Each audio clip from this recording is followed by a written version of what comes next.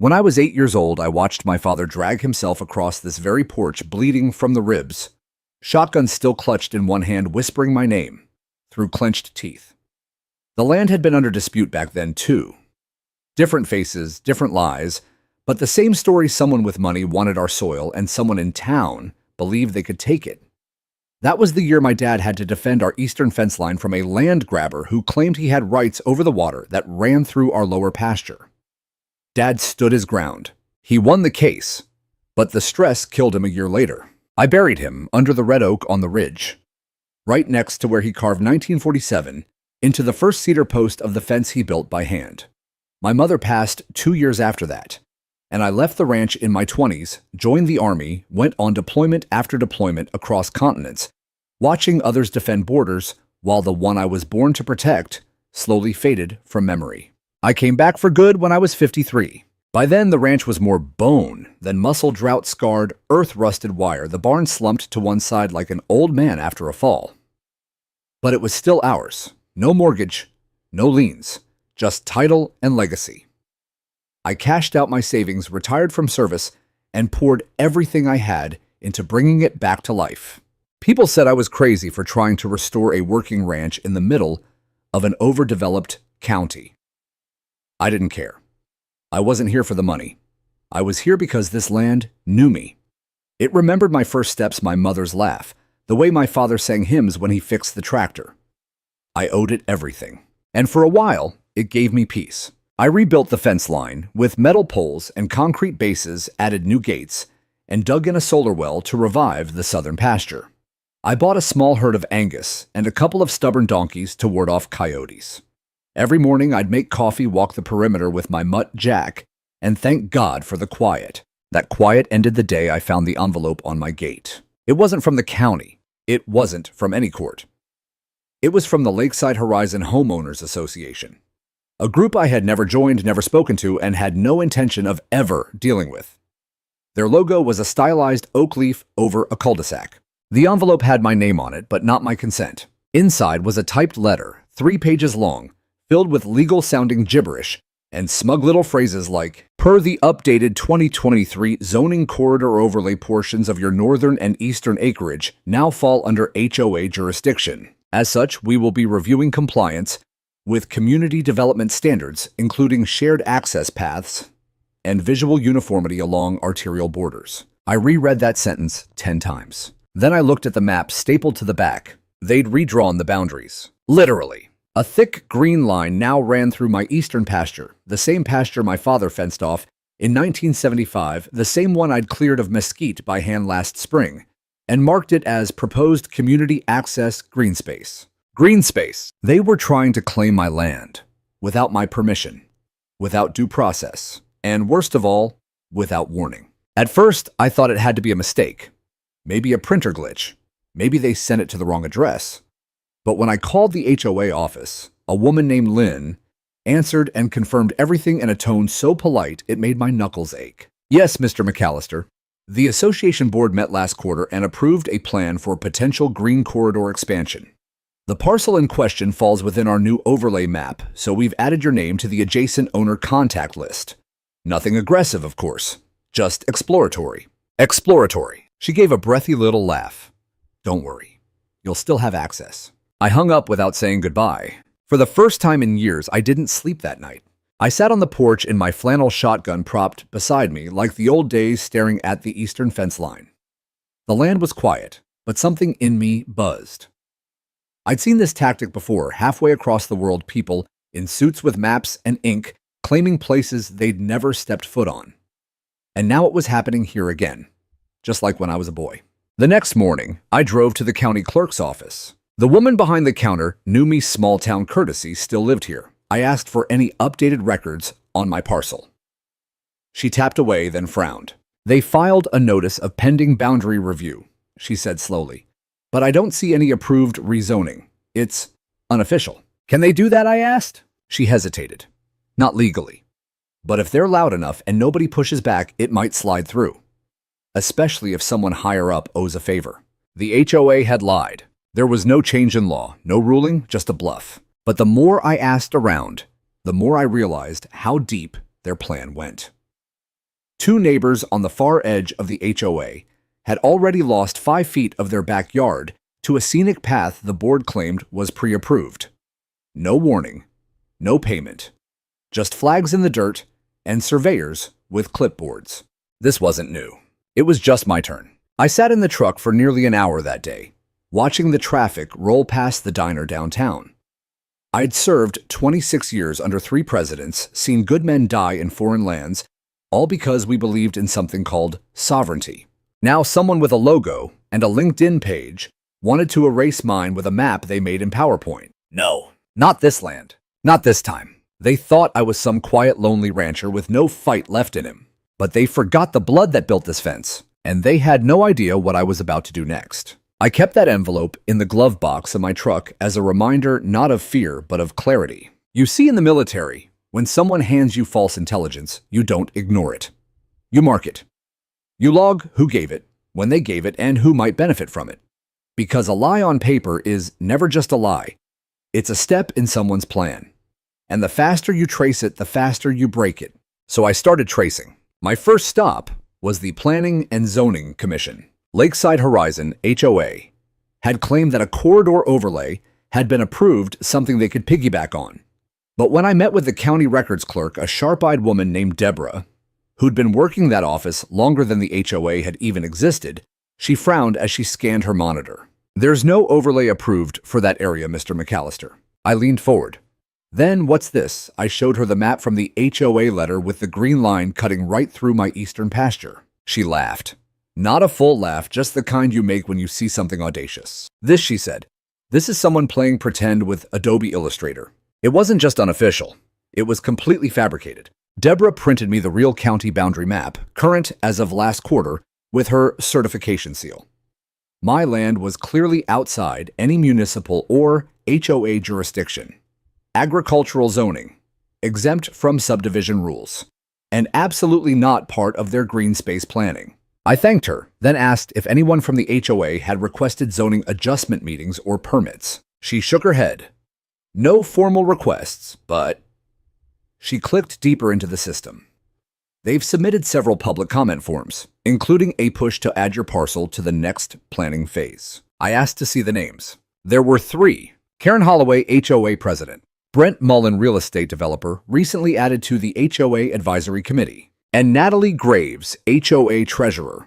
And according to public property records, partial stakeholder in Mullen Design Group, the same firm that had just submitted a vision proposal for a new luxury development called Creekview Villas. I didn't need a full conspiracy board. The pieces were falling into place all on their own. Back at the ranch, I printed every document I had, spread them out on my kitchen table like battlefield schematics. There was only one way they could force anything to stick. They'd have to either fabricate public pressure or try to execute a compliance enforcement stunt, the HOA's favorite weapon. Sure enough, 3 days later, a notice was posted, not mailed directly to my fence post. Final compliance warning: unauthorized fencing and barriers obstructing proposed corridor. Failure to comply may result in community enforcement measures. There it was, a threat wrapped in HOA language. Community enforcement measures. I could guess what that meant. Bulldozers. Contractors pretending they were working under legal authority. Maybe even some off-duty security muscle to intimidate me into backing down. They weren't going to sue me. They were going to bully me fast and quiet. So I made my preparations. First, I contacted Charles Marston, my family attorney. "This is the kind of dirty play we used to see in land grabs out west," he said, skimming the notices. "We'll file for an emergency injunction, but you need evidence, James. If they come for your fence, you need it on camera. Every nail, every footprint." I nodded. Next, I called the sheriff's office. I didn't ask for a deputy. I asked for Sheriff Calvin Rourke, a man I'd served with 30 years ago in the Middle East, who owed me his life after a roadside bomb ambush in Fallujah. I wasn't here to call in favors, but I wanted him to hear the story himself. "Karen Holloway," he said over the line. "Yeah. Her name's come up before. She likes to play cop." I explained the documents, the lies, the likely breach. "You got video?" he asked. "I will." "Then call me when it happens. I'll make sure it's your fence they rebuild, not your jail record they create." We hung up.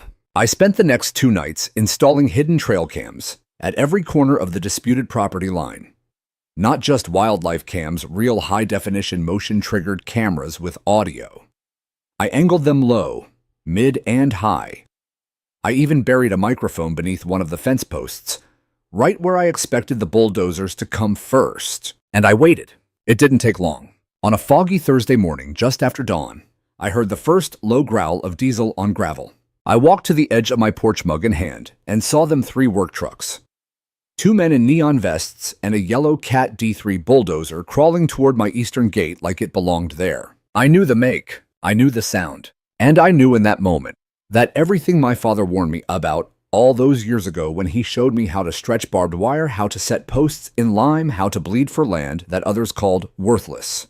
It was coming true again. One of the men hopped out and approached my gate with a clipboard. "Morning," he said casually. "We're here for the corridor clearance." I didn't move. "You're on private land." He nodded like it didn't matter. "HOA clearance. Got approval right here." I held up my phone. "I've got a camera recording right here. Step past that gate, and I'll call the sheriff." He smirked. "Go ahead." I did. I dialed Calvin directly. "They're here," I said. 3 trucks, 1 bulldozer, no warrant, no permits, claiming HOA clearance. Calvin's voice changed instantly. "Stay where you are. Do not confront. I'm on my way." But the man didn't wait. Before I even ended the call, he waved his partner forward, and the bulldozer lowered its blade. That was the moment I stepped down from my porch, shotgun in one hand, camera in the other, and stood directly in the dozer's path. I didn't raise the gun, didn't even take the safety off, but I stared that man down until the engine stuttered. And that's when Karen showed up. In a tan SUV, mouth-tight, phone in hand, screeching to a halt like she was some kind of field commander. She pointed at me and screamed, "Call 911. He's threatening us with a weapon." The bulldozer roared. The workers froze, and I kept rolling, camera pointed, as I said calmly, "You're trespassing. And the only thing I'm threatening is a lawsuit." 5 minutes later, sirens echoed down the road. But they weren't coming for me. They were coming for them. Because I wasn't just standing on land. I was standing on truth. And this time, I had the whole damn thing on tape. The deputies pulled up with their lights off, calm, but alert, 2 patrol units from the county sheriff's office and 1 unmarked black SUV. And when the back door opened and Sheriff Calvin Rourke stepped out, hat in hand, everything on that gravel road shifted. He wasn't here for a noise complaint. He was here because I'd called him as a brother in arms. And because something about this whole HOA land seizure reeked of the kind of low-level corruption that slips between the cracks of small-town governance until someone shines a light on it. Karen was mid-rant when he approached, still standing next to her SUV, still holding her phone up like it was a badge of authority. One of the contractors was pointing toward me, gesturing like I'd threatened him with my shotgun, even though the barrel had never lifted an inch. I stood my ground, shotgun slung behind my back, arms crossed. The camera around my neck was still rolling. Calvin walked up to me first. "Colonel," he said. "Sheriff." He nodded at the dozer behind me. "Want to tell me what we're dealing with?" They crossed onto private land without a permit. Claimed HOA authorization. I've got recorded audio of the bulldozer operator admitting they're here under HOA orders. I've got footage of the equipment crossing my eastern boundary, which, as you know, hasn't moved in 76 years. He didn't blink. And the firearm. Never raised it. Never chambered around. Visible only for my own safety, same as I've done on this porch since the day I moved back. He looked me in the eye. There was trust between us, built not in courtrooms, but on sand and steel overseas. Then he turned to Karen. "Ma'am," he said evenly, "you want to explain why your people are tearing up someone's property without a county easement." Karen straightened her spine, lips tight. "We acted based on documented community expansion guidelines, Sheriff. This land is part of the Lakeside Corridor Integration Project, approved through our HOA zoning partners and verified with planning documents." Calvin raised an eyebrow. "You got those documents?" Yes, I submitted them to the board last month. "But do you have county-stamped, filed documents showing this land belongs to your association?" She hesitated. "That process is underway." He turned slightly. "So no, you don't." Karen's tone got sharp. "Sheriff, this man has been obstructive, hostile." He waved a firearm at my crew. He stood on his land. Calvin cut in with a weapon holstered and pointed downward. "You brought heavy machinery across a fence that's older than your HOA. So unless you have something more than a PowerPoint presentation from a board meeting, I suggest you call your lawyer before I have to make this official." The look on her face, rage disguised as disbelief, would have been comical if it weren't so dangerous. "Fine," she spat. "We'll resolve this through legal channels." "No," I said. "You won't." because you already tried the illegal ones. I handed Calvin a printed packet, the one Charles and I had prepared just in case. Inside were county zoning maps with certified stamps, photos of my fence pre- and post-bulldozer, the letter from the HOA, audio transcriptions from the hired workers, the name Mullen Design Group circled in red. He skimmed the cover, flipped the first few pages. Mullen, these the folks trying to build that Creek View Villas project. I nodded. Guess who sits on their advisory board? Karen flinched. That was her first real tell. I continued. I cross-referenced their development proposal with county parcel maps. They'd need at least 12 acres to meet the buffer requirement for high-density housing. My pasture puts them at 15, just enough to qualify for luxury zoning. Which means, Calvin said slowly, they need your land. I nodded. And since they can't buy it, they tried to fabricate an easement through the HOA.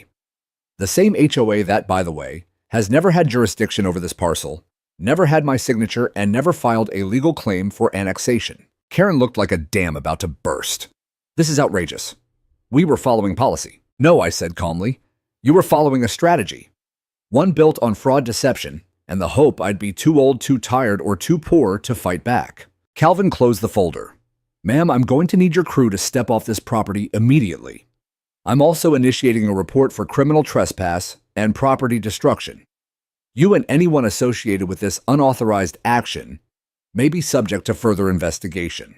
Karen's mouth opened, then closed, then opened again. But nothing came out. The dozer operator didn't wait. He turned off the machine and walked back to his truck without a word. As they pulled away, dust trailing behind them like a retreating army, I watched Karen slam her car door so hard the SUV shook. But it wasn't over. Not yet. That night, I sat with Charles on the porch legal pad between us, outlining next steps. They faked jurisdiction, he said. We sue the HOA and anyone personally involved in directing the breach. That includes Karen and Mullen. Can we prove motive? We don't need to, he replied. We just need to show action without authority. And thanks to your cameras, we have everything we need. The rest is a matter of applying the right pressure financially, legally, and publicly. I looked across the pasture, the fence still standing strong under moonlight. My father's fence, my fence. They'd tried to erase it with a lie, but now I had the truth. And the map they'd drawn. It was about to become Exhibit A in the takedown they never saw coming. By dawn the next morning, my footage had already made the rounds. A neighbor's son who followed my YouTube channel, mostly ranch repair videos, and an old playlist of boot camp stories clipped the moment I stepped in front of the bulldozer and posted it with the caption, HOA tries to seize veterans ranch. This was his response. I hadn't even known he was filming from across the road. By lunchtime, the clip had over 40,000 views. Local news outlets started reaching out. But I didn't care about going viral. This wasn't about clicks. This was about principle. Charles filed the emergency injunction that morning. Karen and the HOA were officially blocked from conducting any further development actions on or adjacent to my property until the court reviewed the evidence. Calvin submitted his sheriff's report to the district attorney's office, including my footage and the statements from his responding deputies. But that didn't stop Karen, because people like her never stop with legal warnings. They escalate. That evening, just after I'd finished checking the western fence line, I heard another sound coming from the old service road near the lower pasture, this one smaller, more discreet. I followed it through the brush with Jack at my side and found two young men in reflective vests standing near my south boundary line. One of them held a large measuring wheel. The other had a clipboard and a printed map. When I stepped out from behind the trees, they jumped like they'd seen a ghost. You boys lost? I asked. They hesitated. No, sir. We were just confirming parcel dimensions for a project proposal. I crossed my arms. Whose proposal? The clipboard guy cleared his throat. We're subcontractors for Mullen Design. We were told this was common ground. It's private property, I said, and you just crossed a clearly marked fence line to stand on it. They looked at each other. I suggest you take your fancy wheels and your clipboard, turn around and tell whoever sent you that next time they're walking into a lawsuit with their name on it. They didn't argue. They backed out fast and didn't even stop to close the surveyor's bag. I took it, gave it to Charles. Inside were printed mock-ups of a 26-unit villa complex with private greenway access and shared lakefront privilege, all of which, according to the drawing, extended well past my property line. The standoff with the bulldozer wasn't a fluke. It was the first move, and the second was now in motion, incremental surveying, piecemeal map adjustments, soft legal gaslighting, all designed to wear me down. But they weren't the only ones preparing. I'd already called in favors of my own. The next day, a convoy of pickups rolled onto my land, friends, fellow vets, old 4-H dads, and local ranchers who'd heard the story and didn't ask for details. They brought fence posts, they brought cement, and they brought silence, the kind that builds stronger than noise ever could. We reinforced every border with steel pipe and razor wire, fully legal under Ag Use Code. We posted 18 new signs. Private property, trespassers will be prosecuted. Cameras active, no easement exists here. Charles printed a legal notice, laminated and zip-tied at every entrance. This land is the private tax-paying property of James R. McAllister. Any entry, without explicit written permission, constitutes criminal trespass and will be prosecuted. This parcel is not under HOA jurisdiction. 3 days passed. Then came the final escalation. Early one Saturday, I was feeding Ghost when I noticed a white SUV parked just outside the east gate. Not Karen's, new plates. A woman and a man in business casual stood by it with clipboards talking quietly. I approached the fence. They turned startled. The woman stepped forward. "Mr. McAllister." "Yes." "We're here on behalf of Creekview Horizons Partners. We're offering preemptive compensation in exchange for an access agreement that would allow pedestrian flow through the eastern corridor of your pasture. It's a generous offer." "How generous?" She handed me a folder. Inside was a check, $30,000. "For 15 acres, I said aloud. Less than $2,000 per. She smiled like it was a gift. I handed it back. "Tell your people I've already got offers for triple that to keep it exactly the way it is. And none of them involve lies, forged maps, or bulldozers." The man tried to cut in. "Mr. McAllister, this is an opportunity for community growth." "No," I snapped. "This was an ambush dressed up as urban planning, and now it's going to court." They left. That night, I posted a single photo to my small channel. It was just me standing in front of the reinforced east fence, with Ghost in the background, and the caption, "Not for sale, not for taking." The photo went viral. Again. But this time, reporters weren't the only ones watching. The state attorney general's office called Charles the next morning. Apparently, I wasn't the first landowner targeted by fake corridor expansions connected to HOA-backed developments, but I might be the first with enough evidence and enough fight to bring the entire game to light. The bulldozer had crossed more than a fence. It had crossed a line that couldn't be uncrossed. 2 days after the survey crew incident, I got a call from Calvin. His voice was calm, but clipped, like he was reading a script through gritted teeth. "Just giving you a heads up," he said. "Karen Holloway filed an official police report this morning." I felt the heat rise behind my eyes. "What's she claiming now?" "She alleges that during the bulldozer standoff, you pointed a loaded firearm at her hired contractors and threatened them verbally." "I have the entire thing on video," I replied. "I know. I watched it myself. That's why I'm calling you instead of showing up with a cruiser. But be warned, she's also reached out to the county press office claiming you're a violent agitator trying to intimidate local officials. She's trying to flip the narrative. She's trying to bait you," he said bluntly. "Don't give her anything to work with." "I won't." But she wasn't done. That evening, just after sundown, I heard the sound of tires crunching gravel at the foot of my drive. Again. Only this time, it wasn't Karen.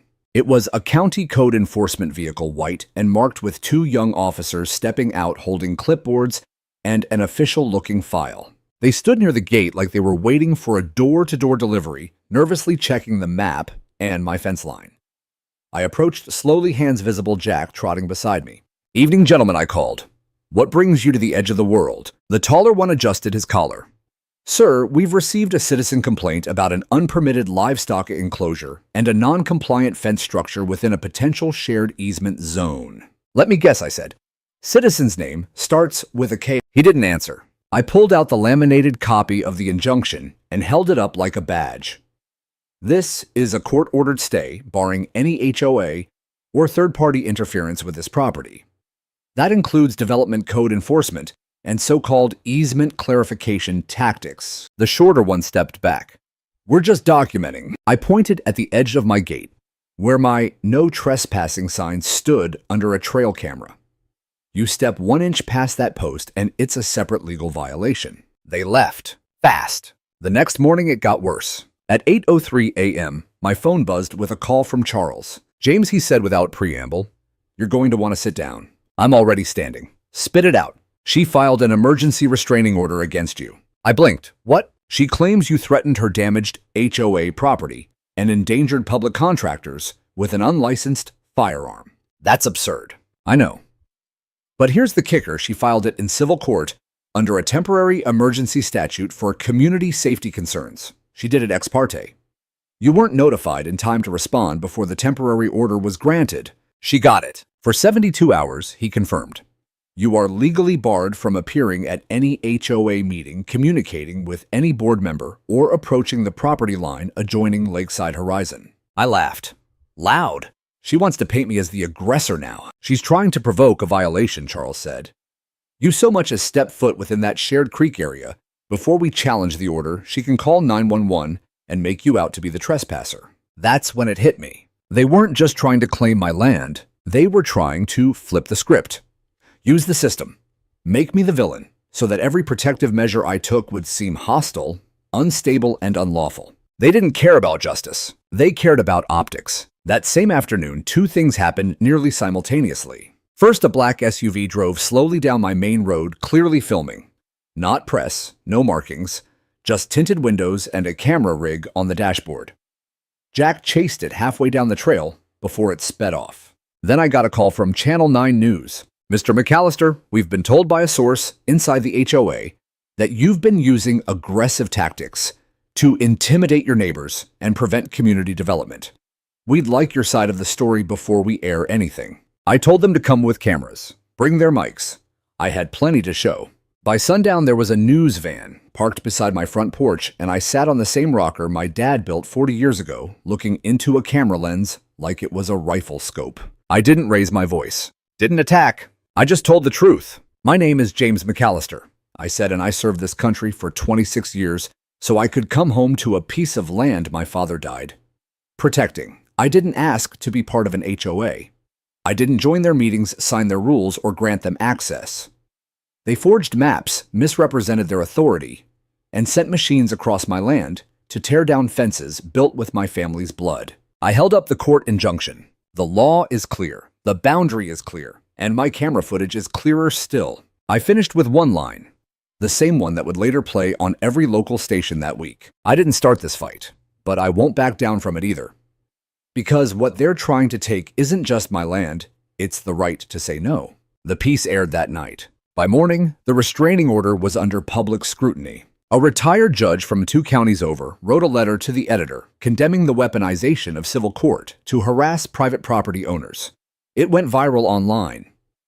And just like that, the narrative shifted again, this time in my favor. Karen had overplayed her hand. She thought calling 911 on me would win the sympathy war. But all she did was throw gasoline on the fire. The day after the restraining order blew up on local media, I sat in the diner off Route 12, halfway through a lukewarm cup of black coffee, when Sheriff Calvin Rourke slid into the booth across from me. No greeting. Just that familiar steel-eyed stare I'd seen back in Ramadi when a situation got murky. You stirred up a hornet's nest, he said. I nodded. Didn't start it, but I'm not about to get stung quietly. He reached into his vest pocket and pulled out a folded envelope, official seal, courthouse stamped. Just came from the judge, he said, sliding it across. Emergency restraining order vacated. Declared abusive in origin and likely retaliatory. The court wants Karen Holloway to appear for a review hearing. Your record's clean. I didn't smile. I just took the paper and tucked it into my chest pocket like a medal. Calvin leaned back and looked out the window. You know, when I first heard about this HOA versus rancher, I thought it was just a zoning squabble, but I've been digging. He turned back to me. And this runs deeper than your pasture. I raised an eyebrow. How deep? 2 other landowners near the northern edge of Lakeside Horizon filed complaints last year. Same tactics, same players. Attempted forced easement annexation through manipulated maps. They just didn't fight back the way you did. One sold. The other's still in probate after his widow couldn't prove the boundary shift was false. I stared at him. You saying Karen's been at this a while? I'm saying, Calvin said, she's not just a nosy neighbor with a gavel. She's part of a web that includes a property development scheme, potential wire fraud, and misuse of HOA authority. And you might have just kicked the door open on all of it. For a long moment, neither of us spoke. Then I said I need access to everything they've filed at the county. All correspondence. Every time Mullen Design and the HOA were in the same room. You'll get it, he said.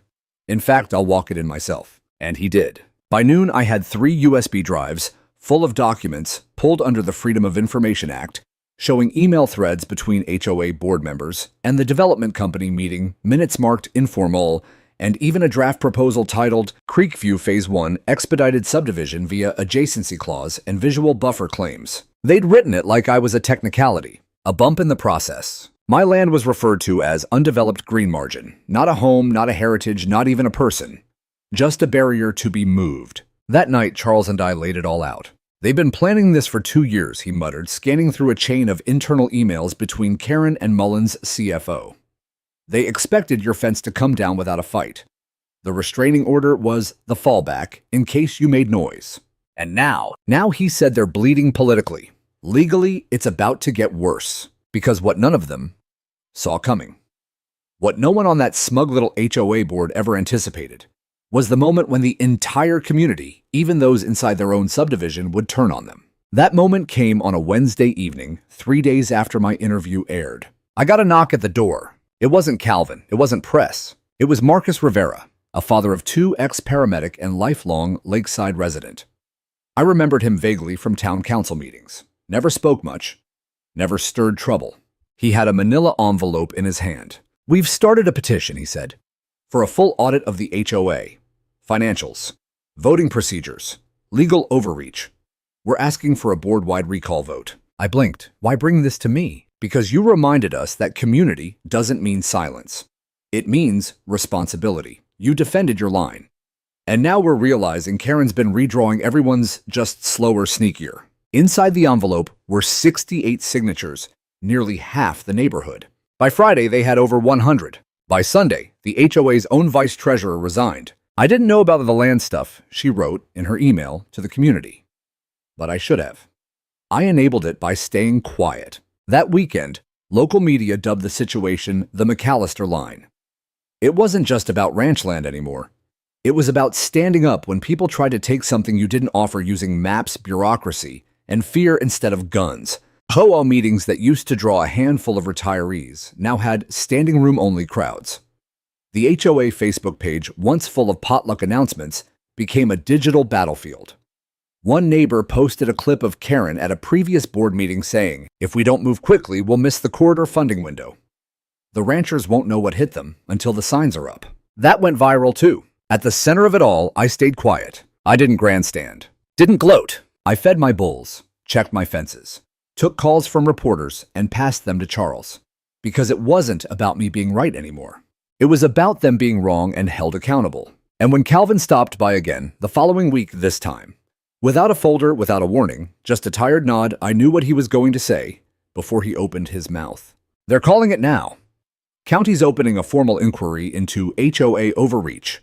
Mullen's project is frozen pending investigation, and the DA is quietly building a case. I poured him coffee. He looked out across the field. Funny, he said, how some people think a fence is just a fence. I nodded. It's not. No, he said. It's a story. One you defended like a soldier. And maybe that's exactly what we all needed to see. The wind rolled over the ridge, and for the first time in months, I let myself breathe deep. Because the war for my land wasn't just being fought anymore. It was being won. You never expect the real smoking gun to come in a spreadsheet. It wasn't dramatic. No secret recording, no late-night confession. Just a perfectly ordinary Excel file, hidden in a trove of court-mandated disclosures from the HOA's internal email backups. We only found it because Charles had hired a part-time paralegal intern, a kid from the state university, to help comb through the files.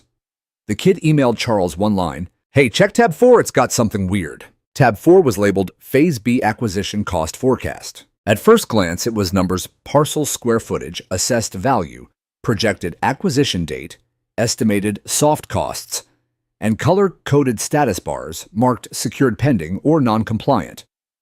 It looked like a routine planning doc for any housing development firm. But line 17 changed everything. Parcel 109C, McAllister Ranch, status non-compliant. Projected acquisition queue via easement pressure. Soft cost $30K legal buffer. And under notes, Karen to facilitate access post-fence removal. Expect pushback. use code enforcement and neighbor complaints to soften resistance. Charles and I sat in silence as he scrolled through it. Jesus, he muttered. They didn't just plan it, they budgeted for your defiance. They didn't just try to take my land. They counted on my resistance, planned around it, allocated funds to beat it, and listed me like I was a row in a profit and loss column. Worse, the spreadsheet listed 5 other parcels, all neighboring properties to mine, 3 of which had already been reclassified as secured through what they called amicable compliance. But I remembered what those neighbors told me, how they were pressured with vague fines, threatened with code violations for things like gutter slope or mailbox placement. One of them, a widow named Donna, who sold 2 acres last spring, had told me quietly I just couldn't deal with it anymore. This wasn't just about me. It was a deliberate land acquisition scheme run under the cover of HOA policy and backed by a private developer salivating over unspoiled ranch land just outside city limits. I called Calvin. He was quiet while I explained it. When I finished, I heard his chair creak through the phone. You still got that document? I've got copies. Send me everything. This might just be the link we needed for criminal conspiracy. That night, I printed out every page and drove to the local town hall. Not to cause a scene, to speak the truth publicly directly in front of the very people Karen once used to justify her expansion. The meeting room was full, standing room only, packed with residents, HOA members, a handful of news cameras, and more than one nervous-looking board member. Karen wasn't there. She knew better. I stepped up when my name was called. No notes, no slideshow, just my hands and my story. This isn't about offense, I said. It never was. I told them about the map, the bulldozers, the survey crew, the restraining order. I told them about the Phase B spreadsheet. Then I held it up and read the line about my ranch out loud, every word, every calculated phrase. When I finished, there was silence, then murmurs, then outright gasps. And when I turned to face them, I said, they wrote me down as a cost, as an obstacle, not as a neighbor, not as a citizen, and definitely not as a man who buried his father on that land. They thought they could budget my resistance, but they forgot one thing: I don't sell, I don't fold, and I sure as hell don't get softened by a fake HOA agenda wrapped in legal threats and bulldozer blades. Applause broke out before I even sat down. 3 days later, Karen Holloway was served with a subpoena. The HOA board held an emergency vote and placed her on indefinite suspension pending investigation. And the Mullen Design Group, they pulled their development application voluntarily, citing community feedback and unforeseen legal complications.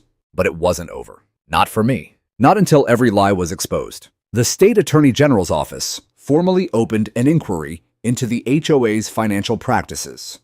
One of their auditors called Charles and said, "We've seen power-hungry boards before, but this is organized exploitation." And it wasn't just local anymore. National HOA watchdog groups picked up the story. I started getting emails from homeowners across the country. They did this to my dad in Nevada. He couldn't afford to fight. We were threatened with fines for putting up a privacy fence. They said it interrupted visual cohesion. Thank you for standing up. I thought I was alone. I answered as many as I could, because the truth is, this wasn't just about me anymore. It was about every person who ever got bullied behind closed doors by a group with a logo and too much time on their hands. It was about boundaries in every sense of the word. That week, I repainted my eastern gate. Not because it needed it, but because I wanted every brushstroke to remind me what I'd fought for. Over the arch, I carved the words my father once said after he rebuilt the fence in 1970. This line ain't just wood and wire. It's where we stop asking permission. They tried to budget me out.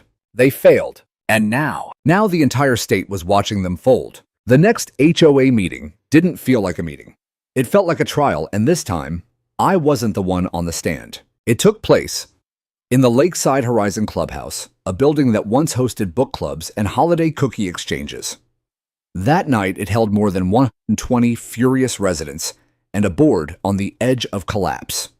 You could feel the temperature in the room before a word was spoken, the kind of anger that simmers just under the surface, kept quiet for too long by fear, apathy, or both. I stood in the back, arms crossed, not planning to speak. I had said what I needed to say at town hall. This time, it was the neighbor's turn. Marcus Rivera stood first, the same man who brought me the petition. "We all saw the spreadsheet," he said. "We all read the Phase B plan. This board knew what they were doing. They planned it. They tried it on the McAllister Ranch. They tried it on Donna's property last year. And now we know they were going to keep trying. Applause followed. Not polite clapping. Real raw clapping, the kind that comes from people realizing they've been conned. Next was Eliza Pearson, mother of two, who once supported Karen's connectivity trail ideas. I bought my home because it backed up to green space, she said. I didn't realize that green space wasn't theirs to give. I didn't realize we were part of a plan to pressure a neighbor into losing land his family's owned for over 70 years. Her voice broke. I'm ashamed I ever backed this. Then came Raj, a retired engineer who had long sat silent in HOA meetings watching the games from behind his glasses. I was on the budget subcommittee, he said. I raised questions last year when I saw line items labeled boundary acquisition prep and easement compliance enforcement. I was told it was part of the landscaping budget. Laughter, bitter, furious. One by one, neighbors stood and laid down testimony not in court, but in the court of public reckoning. By the time the mic passed to Sheila Blake, the secretary who had resigned 3 weeks earlier, the room was electric. She took a deep breath. I knew, she said, not everything, but enough. I saw Karen pressuring board members to sign documents without review. I saw her coaching contractors on how to enter land without written consent, telling them we'd clean up the paperwork later. People gasped. No one interrupted. I stayed silent because I thought it would blow over, she said. I thought it wasn't my fight, but silence is complicity. And I'll carry that mistake with me for a long time. Someone shouted from the back, at least you told the truth. And that's when it happened. Someone moved to call a vote of no confidence, not just against Karen, but against the entire board. Normally, it would have taken weeks, months even. But the HOA bylaws, the very ones Karen had once weaponized, also included a clause for emergency restructuring in cases of suspected fraud or legal liability. And tonight, the evidence was stacked higher than her resume. The vote passed 83-9. Karen wasn't there. She hadn't shown her face in public since being served the subpoena, but the effect of her reign still rippled. By the end of the meeting, a temporary steering committee had been elected volunteers who promised transparency, third-party audits, and an immediate freeze on all development partnerships. One of them approached me afterward, a man named Julio, soft-spoken, probably 10 years younger than me, with calloused hands and eyes that understood the weight of land. I never voted before, he said. I thought it didn't matter. I'm sorry it took so long. I shook his hand. It's never too late to stand up. But the fallout didn't stop at the neighborhood line. The story had legs now. Statewide HOA oversight groups began posting about it. Local news was replaced by regional outlets and then by a segment on national television titled When the HOA Goes Too Far, One Rancher's Stand. It opened with drone footage of my land, the fence line glinting in the afternoon sun, the bulls grazing behind reinforced steel posts, the sign on the gate reading, "Not for sale, not for taking." I didn't do interviews anymore. I didn't need to. The story spoke for itself now. And behind the scenes, the legal wheels were turning. Charles confirmed that. The district attorney's office had begun interviewing former HOA board members, some willing, some subpoenaed, to determine whether criminal charges were warranted under state racketeering statutes for collusion between a public board and a private developer. They had everything they needed. The spreadsheet, the emails, the forged corridor map, the financial trail from HOA dues to Karen's personal account, courtesy of a tip from a resigned treasurer. And then the tipping point came. A whistleblower, a former assistant to the Mullen Design Group, came forward with a signed statement. He had audio of a closed-door meeting where Karen said, once the old guy gives in, the rest will follow. He doesn't have the money or the health to fight. One good code violation will break him. The DA's office froze Karen's assets that week. She was arrested 2 days later, charged with conspiracy to commit fraud, unlawful use of public authority, and attempted theft of real property. She was let out of her house in cuffs. The image hit the front page of the local paper the next morning, the same paper that had once featured her ribbon-cutting a butterfly garden with the mayor. Not a soul came to defend her. Even her lawyer jumped ship 2 days later. And me, I stayed home, watched the wind roll over the pasture, listened to the bulls shuffle through fresh hay. And finally, for the first time in what felt like a year, I slept through the night with both doors unlocked. The day Karen Holloway was formally indicted, the phone calls began at dawn. Not reporters this time, not neighbors, lawyers from across the state, from neighboring states, from people I'd never met, ranchers, landowners, HOA watchdog groups, all calling to say the same thing in different ways. We've been waiting for someone to crack this open. One man from Arizona, voice rough with age, told me his brother had lost a family farm. To a similar tactic, easement, pressure fake maps, threat letters until the man just walked away. Another woman from Missouri said her HOA threatened to fine her daily unless she allowed visual buffer access through her orchard for a walking trail no one ever walked. All of them had been bullied, and all of them saw in my story something that felt like justice finally catching up. Charles was inundated. His inbox hit capacity twice in 1 week. He took calls from state attorneys general, from legal advocacy networks, even a team from a nonprofit that investigates municipal-level fraud. And through it all, the case against Karen, and by extension the entire Lakeside Horizon HOA, snowballed. The charges weren't minor. They included conspiracy to commit fraud, tampering with county property records, misuse of HOA funds, abuse of authority for personal financial gain, false reporting to law enforcement, attempted unlawful seizure of private land. Add to that the pending civil suit I'd filed, and Karen was facing enough legal firepower to make a seasoned lobbyist sweat. Her mugshot was plastered across every news station in the region. No sunglasses, no blazer, just the raw, unfiltered image of someone who had been powerful too long and pushed too far. And while the world watched her fall, something else was happening quietly, something Charles had warned me about. The HOA board tried to distance itself. They issued a statement. The actions taken by Ms. Holloway do not reflect the values of the Lakeside Horizon HOA or its community. They offered to settle the civil case. Quickly, they offered money $100,000. Charles presented the offer, sliding the document across the table one evening after dinner. I stared at it. Tempted, he asked. I shook my head. Not even a little. He grinned. Didn't think so. I didn't want their hush money. I didn't want some payout that let them wipe their hands clean and move on. I wanted something they couldn't buy back. So I wrote my own counteroffer. It had 4 demands. Full admission of wrongdoing printed in the HOA's newsletter, emailed to every resident, and read aloud at the next board meeting. Restitution, not just for me, but for every homeowner who had been fined, threatened, or harassed under false pretenses during Karen's tenure, with amounts to be reviewed by an independent auditor. A mandatory restructuring of the HOA, with outside oversight for 2 years, ensuring transparency, open meetings, and regular financial reporting. And last, the one that mattered most to me, a permanent deed restriction filed with the county, sealing my property's boundaries against any future HOA inclusion, annexation, or access easement of any kind forever. Charles submitted the offer. We waited. They folded in 48 hours. The HOA accepted every term. They'd seen the writing on the wall. The DA's office wasn't just going after Karen.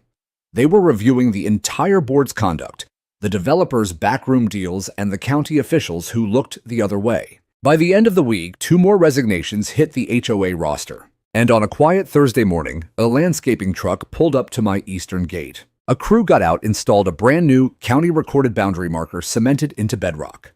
Stainless steel, tamper-proof. Then they planted a 6-foot cedar sign behind it with laser-etched letters that read, "Property line legally recognized permanent boundary. McAllister Ranch, Esther, 1906. Unincorporated, untouchable, unbroken." When I walked out and stood next to it, one of the workers, a younger man with calloused hands and a ball cap, offered a small smile. "My uncle showed me the video of you standing in front of that dozer," he said. He cried. Said it reminded him of when his own dad got run off his land by a rail company. He paused. "Thank you."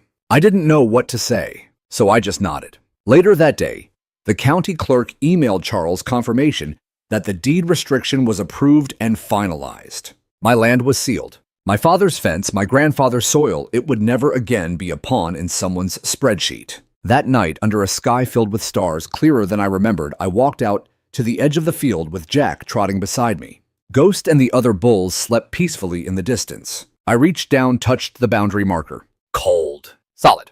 Real. And for the first time in almost a year, I whispered something I hadn't dared to say out loud. It's over. But it wasn't just an ending. It was a beginning. Because what started on a ranch fence, a fight no one thought an old soldier could win, had become something larger. A message, a warning, and I hoped a spark. The land was quiet again. Not empty.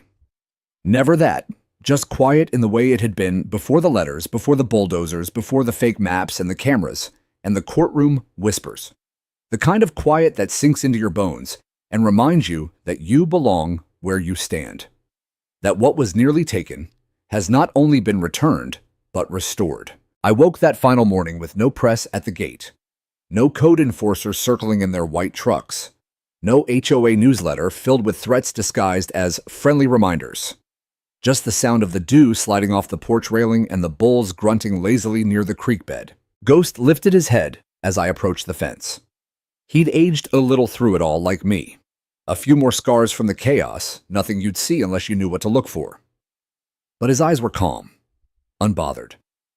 The eyes of an animal that had defended what was his, and now got to enjoy what remained.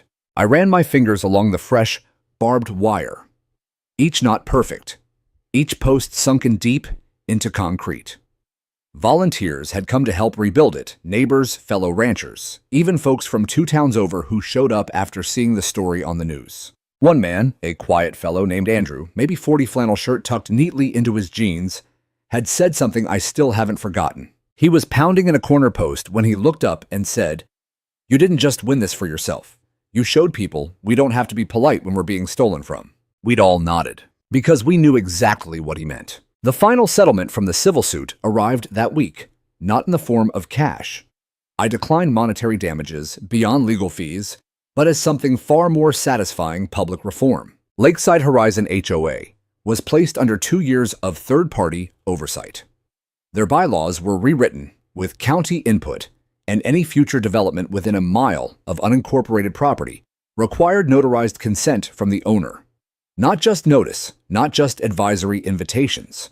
Real, binding consent. They also had to publish a formal community apology statement. It ran on the front page of the HOA website, in the local paper, and in 3 mailed flyers. We acknowledge that under the leadership of former President Karen Holloway, the HOA overstepped its legal authority in attempts to annex and alter the land surrounding the McAllister property. These actions were undertaken without valid jurisdiction and were part of a broader scheme that resulted in legal violations. We apologize to Mr. McAllister and the surrounding community for the harm caused. No spin, no euphemisms, just the truth. The day the apology arrived in the mail, I burned the original HOA letter, the one that claimed they shared jurisdiction over my land. I watched it curl and blacken in the same rusted barrel my father once used to burn fence stumps. Some ghosts deserve fire. Karen never showed her face again. She pled out admitted guilt on 3 counts, surrendered her role in all future property associations, and received 5 years probation plus 1,000 hours of community service. The developers behind Mullen Design Group were investigated separately. 2 were fined heavily. 1 lost his license entirely. And the land stayed mine. I walk it now in the late evenings, Jack bounding ahead, his ears flicking at every rabbit in the brush. The bulls watch me from their ridge silhouettes against the amber sky. And I carry no weapon. Not because I trust people more, but because the land no longer needs protection in the same way. It has presence now. It has history. A boundary once challenged, now reinforced by court rulings, camera footage, and something far stronger than steel or concrete. Community memory. No one in this county will forget what happened here. Not the day the bulldozer came. Not the moment I stepped in front of it. Not the look on Karen Holloway's face when she realized the man in her way wasn't going to blink. I didn't win because I was the loudest. I won because I knew where the line was, and I refused to let anyone move it but me. On the gatepost now beside the original cedar sign my father carved in '76, I added a new plaque. It's small, quiet, but I see it every morning, and I hope others do too. Boundaries are not barriers. They are declarations of care. The land taught me that. So did the fight. And if there's one thing I hope lives on after me, long after the bulls have passed and the fence has faded, it's this. No one has the right to redraw the lines of your life without your say. No HOA, no board, no paper trail filled with lies. If your legacy is worth anything, it's worth defending. Even if you have to do it with nothing but your boots in the dirt, your back to the wind, and the truth burning like fire in your chest. I didn't just get my ranch back. I got my name back, and I wrote it into the soil for good.